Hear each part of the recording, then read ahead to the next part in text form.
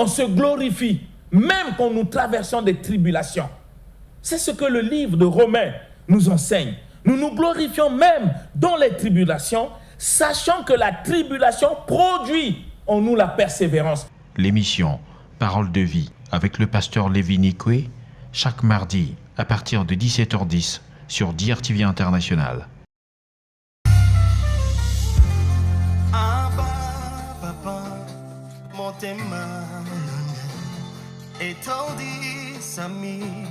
Naposa na yoe aba papa molimo nanga ezo ganga koluka yoe nana koti kateo kotambola na yo osamote mananga kolanda yoe nana kolembateo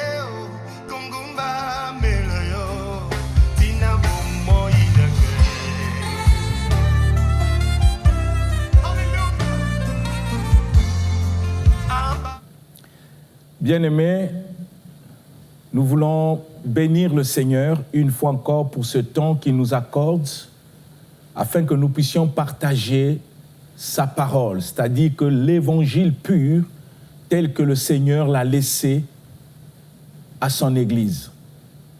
Et cet évangile nous montre les enseignements de Jésus qui sont conformément à sa volonté, des enseignements qui ne sont pas mélangés par des philosophies pour que nous puissions comprendre ensemble ce que le Seigneur attend de nous, comme j'ai l'habitude de le dire. Nous sommes dans un monde où il y a beaucoup d'enseignements au nom de Dieu, au nom de Jésus, un monde où l'égarement est en train d'amener beaucoup de gens à être découragés parce qu'ils ne voient pas Dieu à l'œuvre dans leur vie. Nous avons, au cours de cette émission, sélectionné des enseignements pour notre édification, simplement parce que le Seigneur a dit dans sa parole « Mon peuple périt parce qu'il lui manque la connaissance ». Nous ne pouvons pas servir Dieu si nous n'avons pas la connaissance de sa parole, de ses enseignements qui sont autres que sa volonté.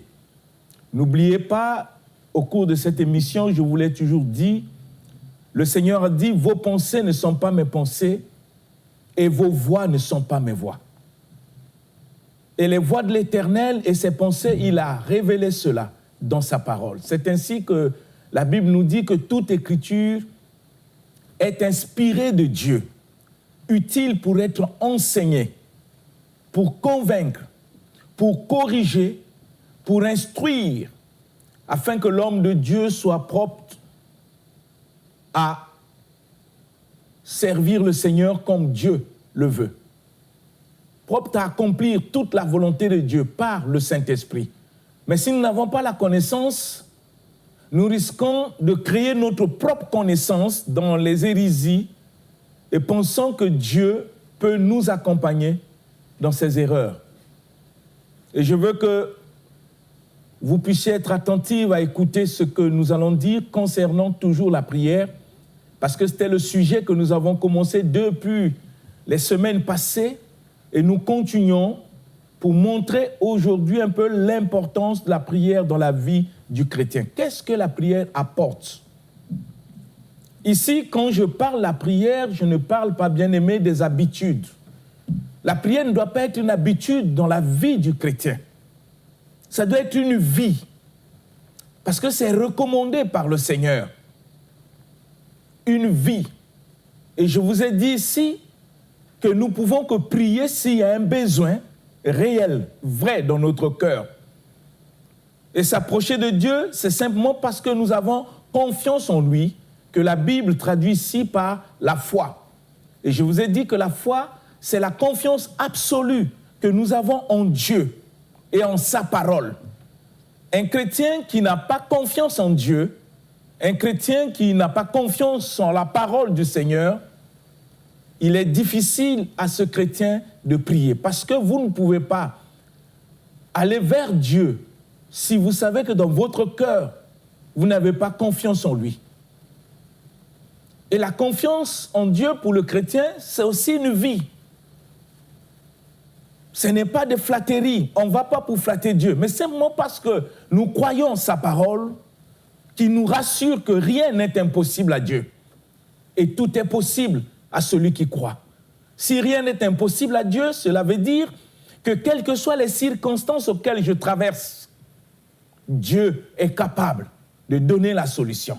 Ce que les hommes n'arrivent pas à faire, le Seigneur est capable de le faire. Il a prouvé dans la parole. Il a ressuscité Lazare. Il a fait marcher les paralytiques. Il a donné la vue aux aveugles.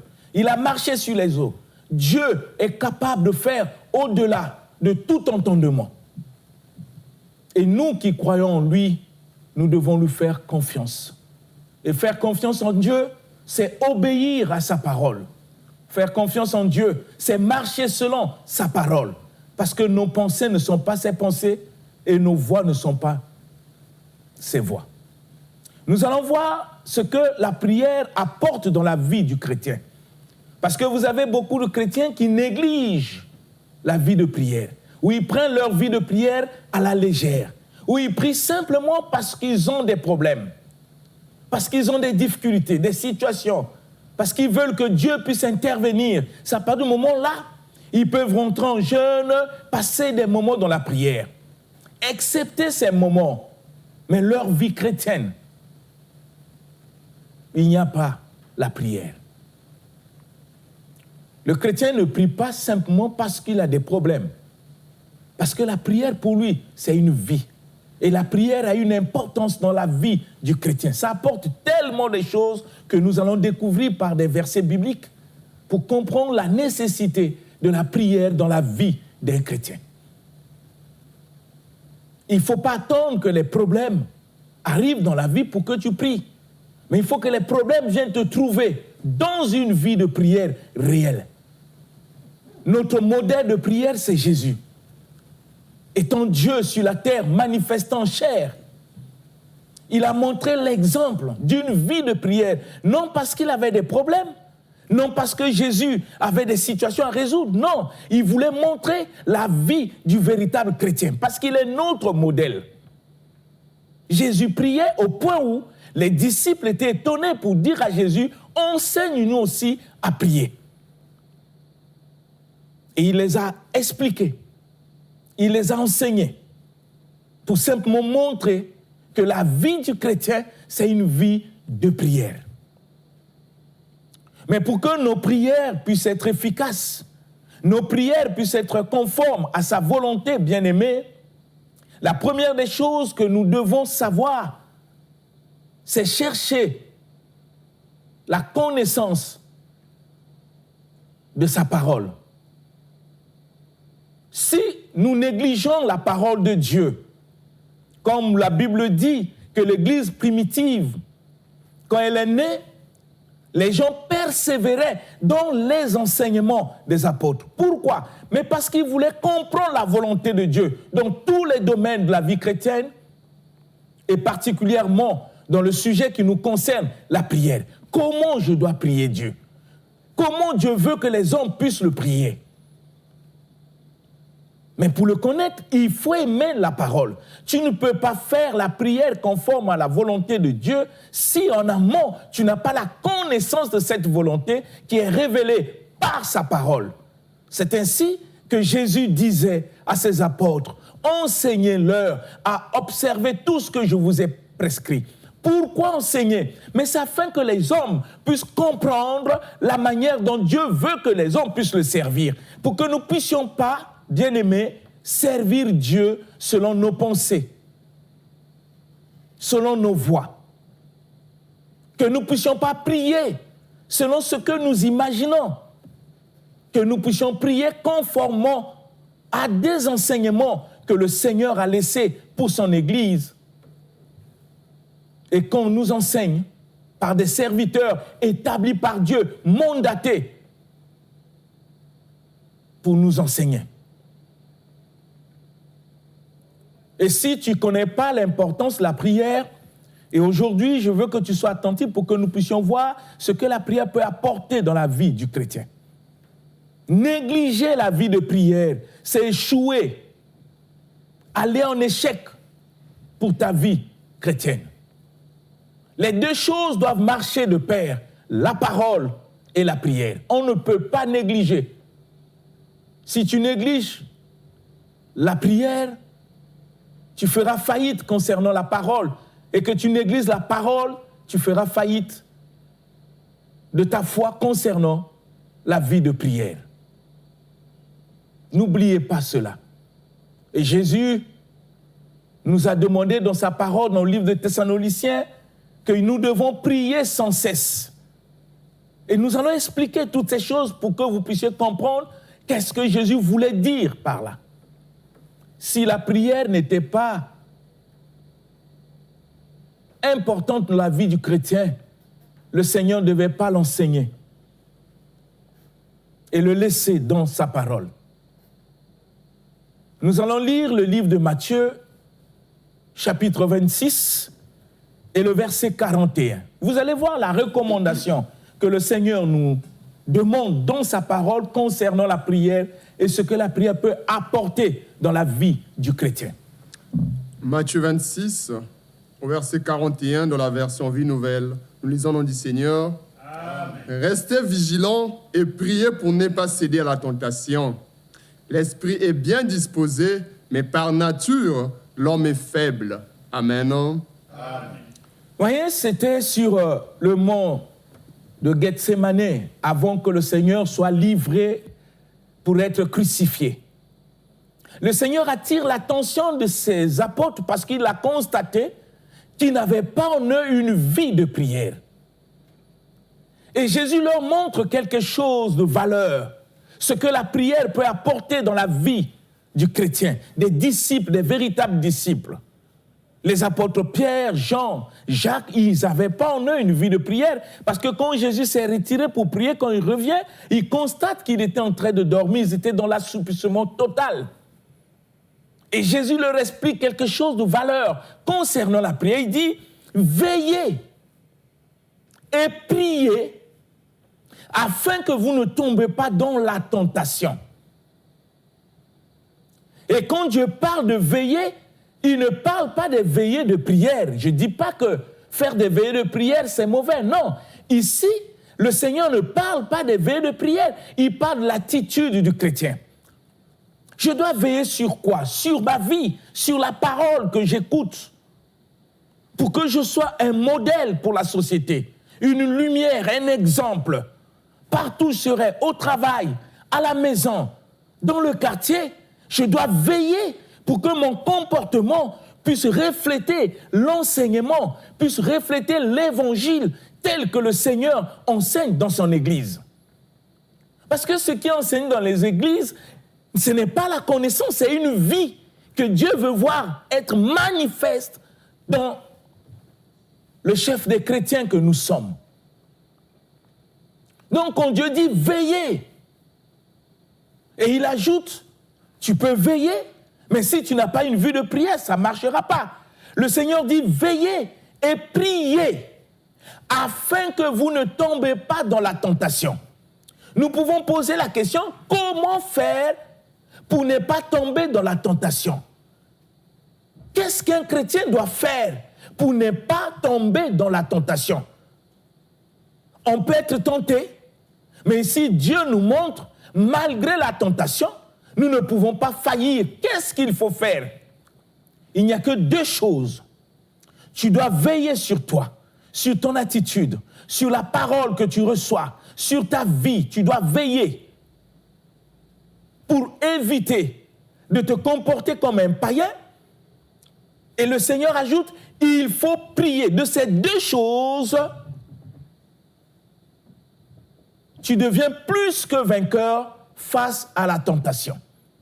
Donc vous voyez que la prière nous donne la force d'échapper à la tentation. Les tentations sont plusieurs, sont légion. On peut être tenté par la corruption au niveau du travail. Mais si on veille sur nous-mêmes, sur la parole, est-ce que le Seigneur m'enseigne d'être un homme ou une femme corrompue. Si le Seigneur Jésus ne m'enseigne pas cela, quelle que soit la tentation qu'on peut me présenter, je ne vais pas le faire. Si j'ai une vie de prière permanente, une vie, pas une habitude de prier, je ne parle pas l'habitude de prier, je parle d'une vie de prière, où le chrétien seul à la maison peut faire un culte dans la prière, pour exprimer toutes sortes de besoins réels et vrais qui est dans son cœur. Je parle de cela.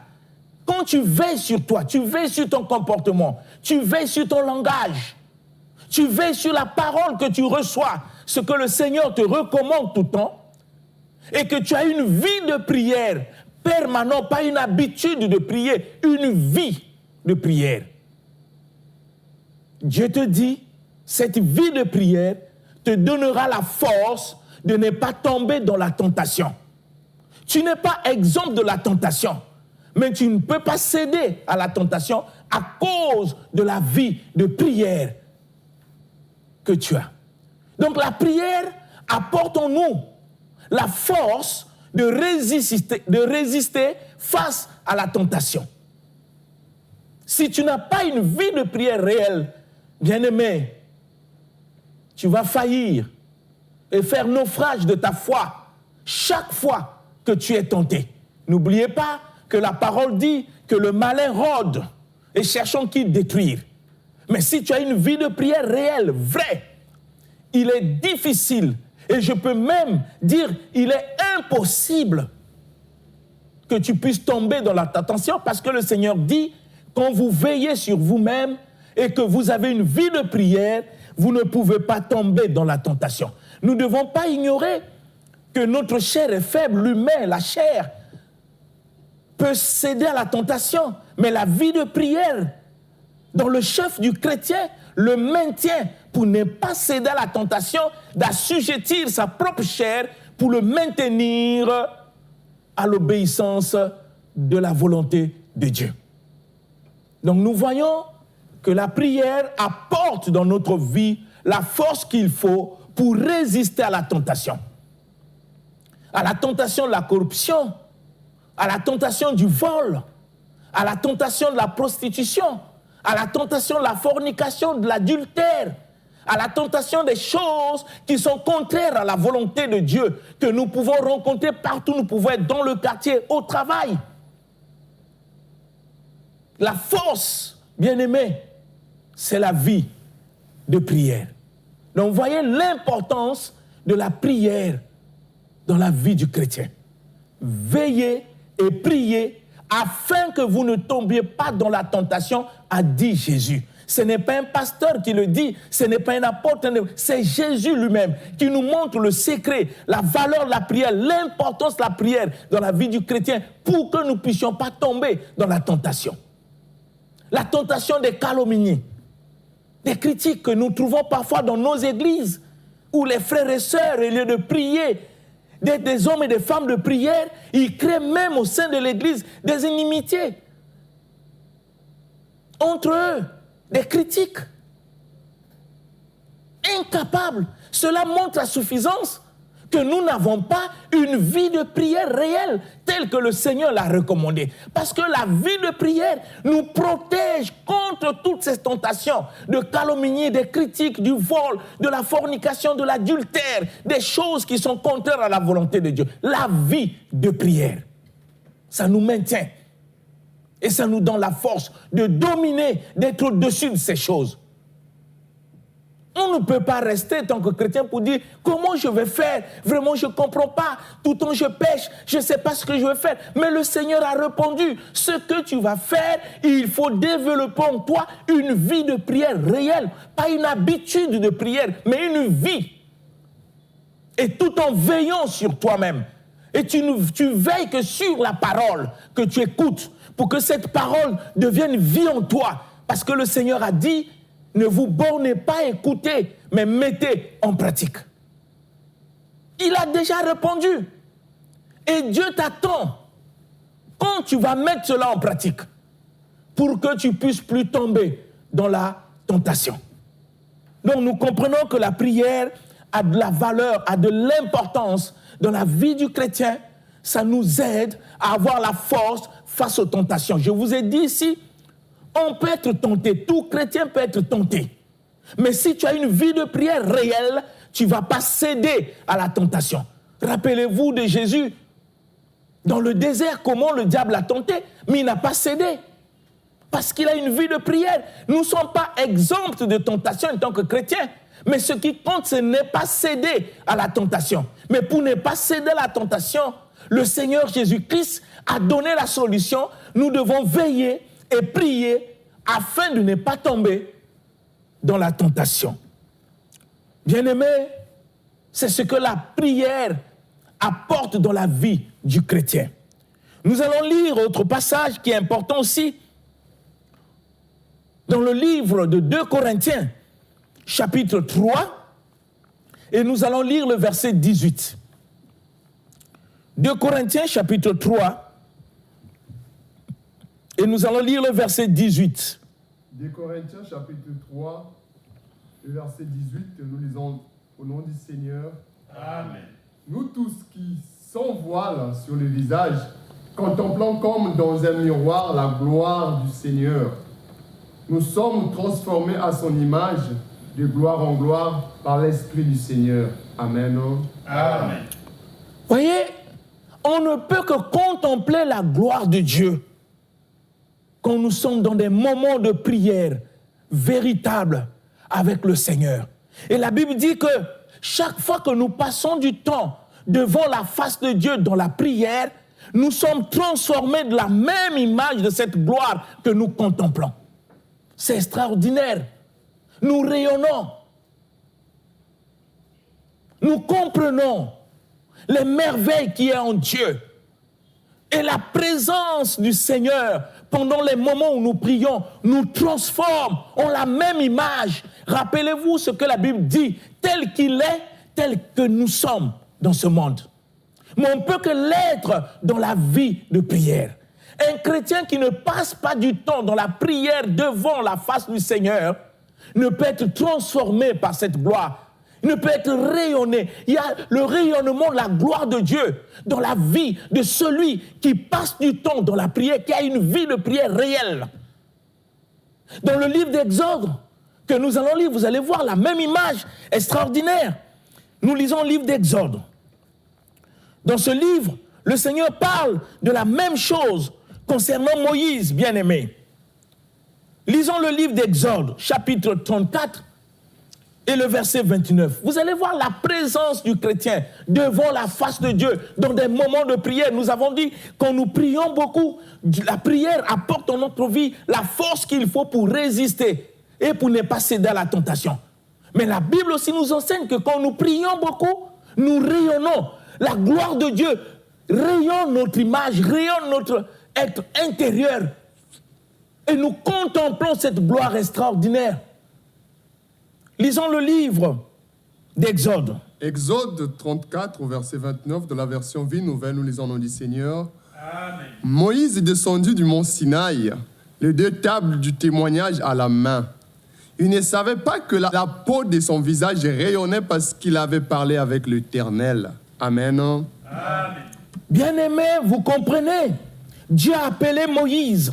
Et Moïse a passé beaucoup du temps avec le Seigneur. Beaucoup du temps avec le Seigneur. Et quand il descendait avec les tables, lui-même, il ne se rendait pas compte que la présence d'un homme devant la face de Dieu fait rayonner sa peau. Il y a le rayonnement de la gloire de Dieu sur le visage, sur le corps de celui qui a une vie de prière réelle.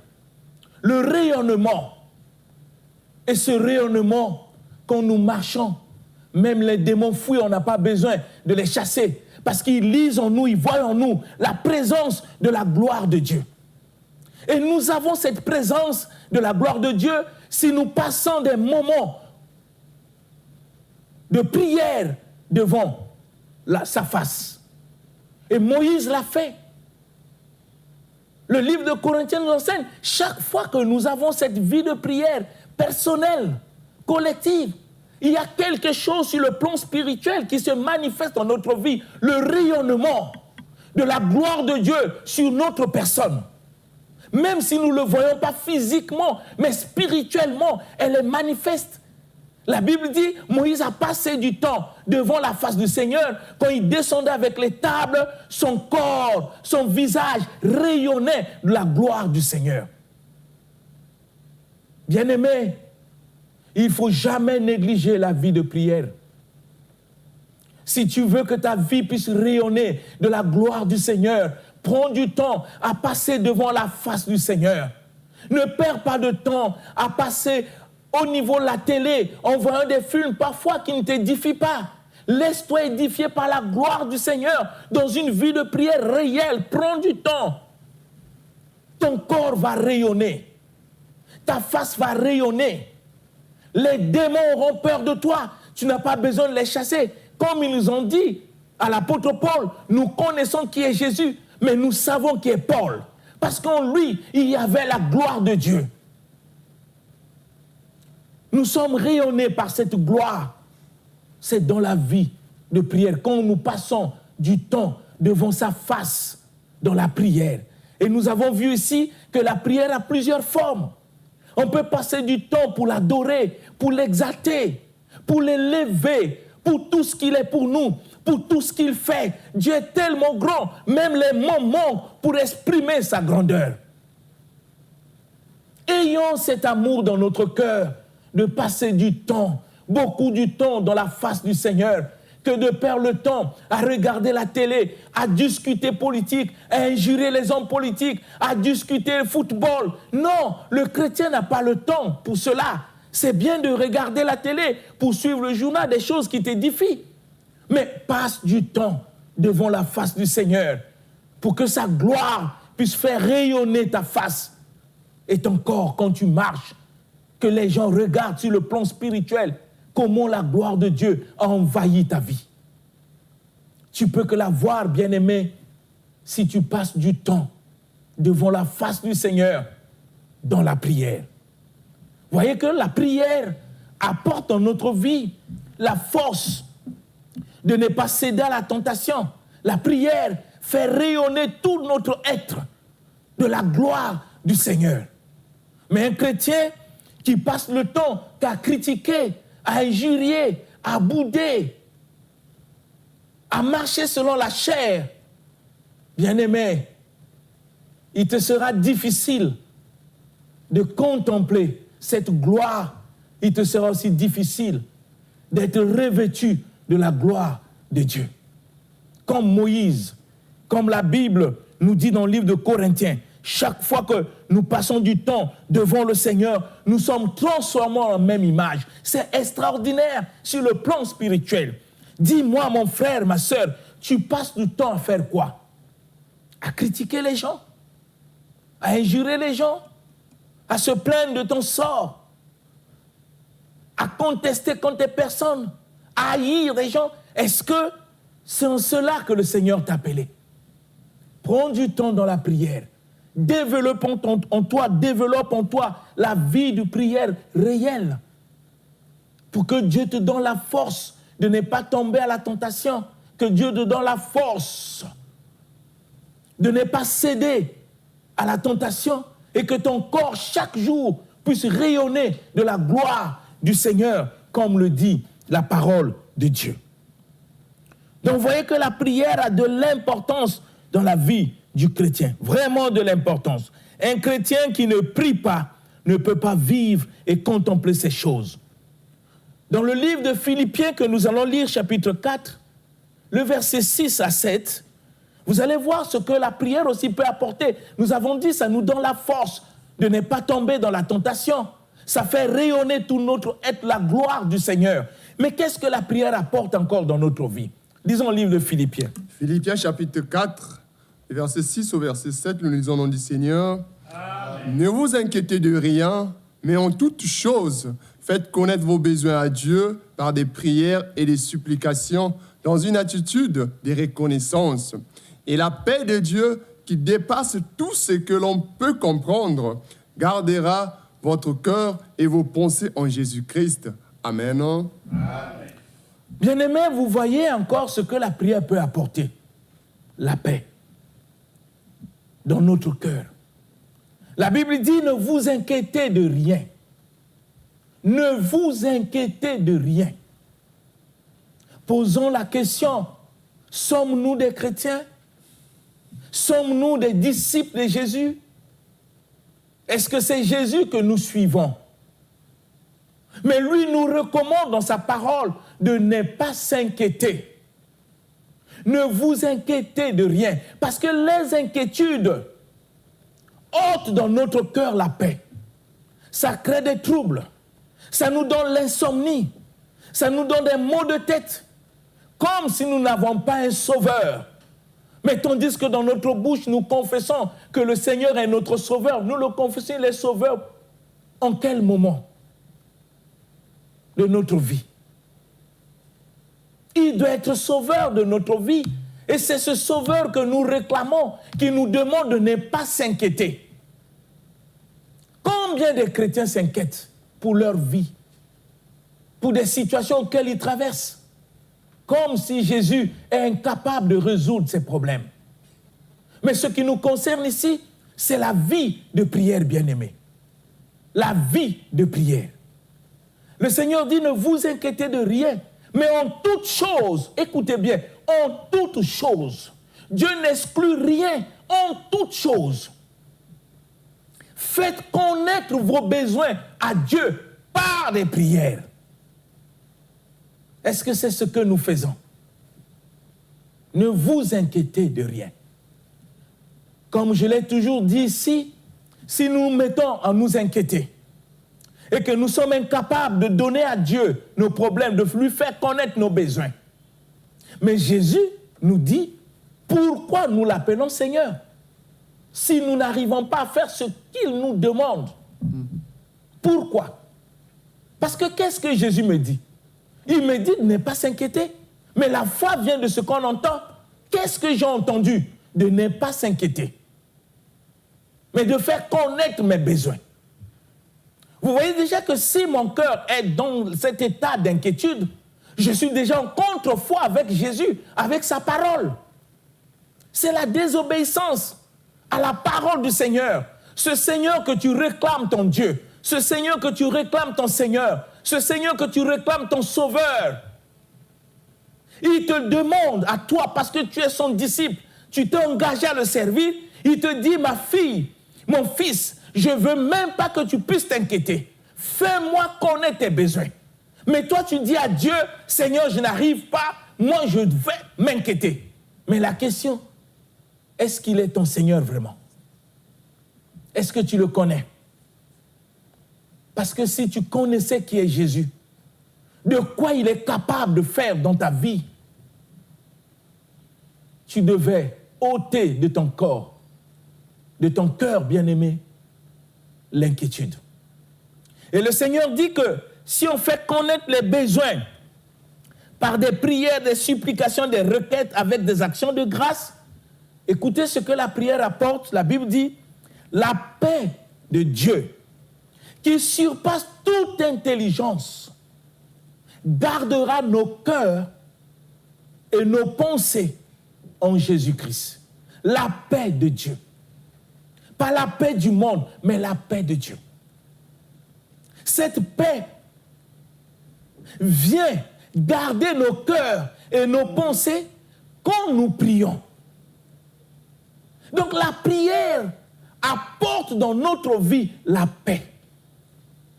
La paix véritable que le monde ne peut nous donner.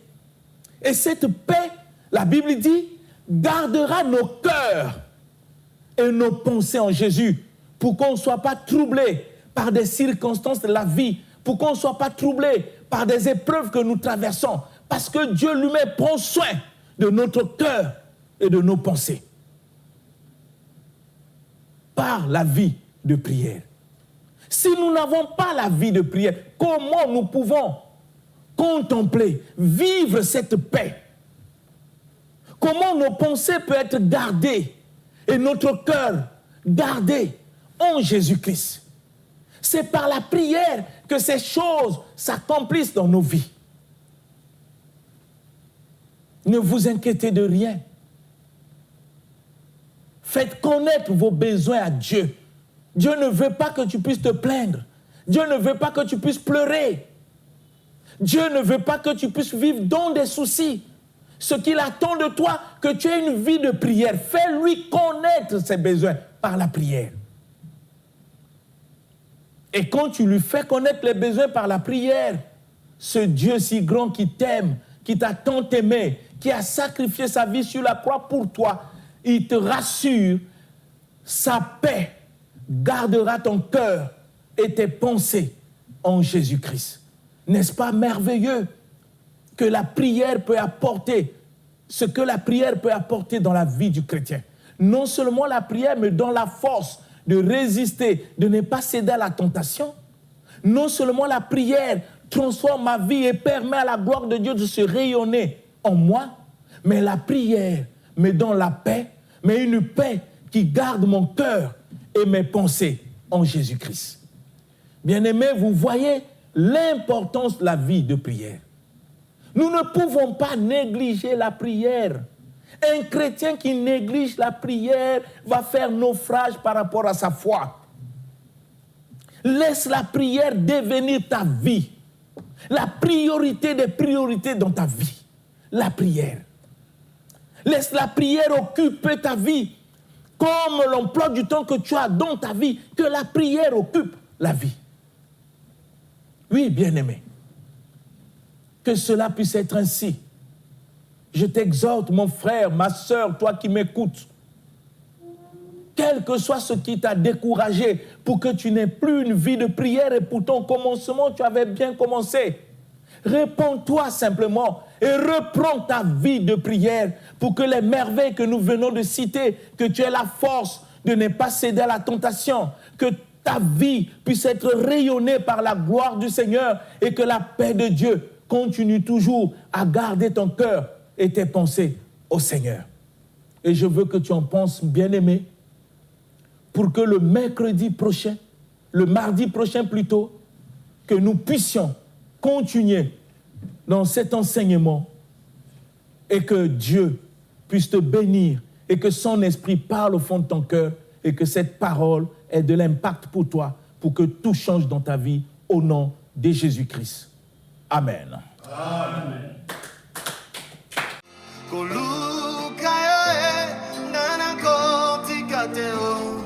On se glorifie, même quand nous traversons des tribulations.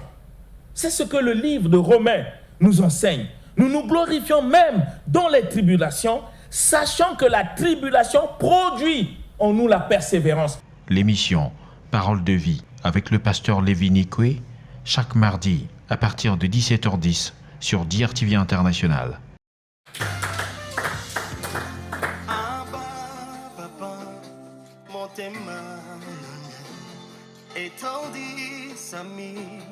Naposa na yoe aba papa molimo nanga ezo